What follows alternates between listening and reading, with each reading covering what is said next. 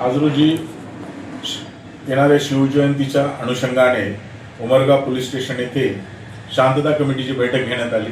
यामध्ये विविध मंडळांचे कार्यकर्ते, पोलीस पाटील, काही व्यापारी, समाजाचे प्रतिष्ठित लोक या सर्वांना बोलवण्यात आलं होतं। सदरच्या मीटिंगमध्ये शिवमंडळांना आवाहन केलं आहे की कोणत्याही परिस्थितीत सामाजिक एकोपा बिघडणार नाही, सामाजिक एकत्मतेला बाधा येणार नाही अशा पद्धतीचं वर्तन ठेवावं।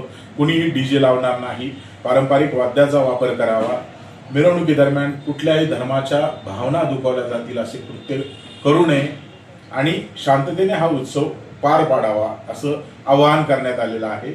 विना परवाना कुणी मिरवणूक काढली किंवा डीजे जर लावण्याचा प्रयत्न केला तर त्यांच्यावर कायदेशीर कारवाई करण्यात येईल याबाबत देखील सूचना देऊन त्यांना तसं आवाहन करण्यात आलेलं आहे, जेणेकरून पारंपरिक वाद्याला प्रोत्साहन मिळावं हा त्यामागचा उद्देश आहे।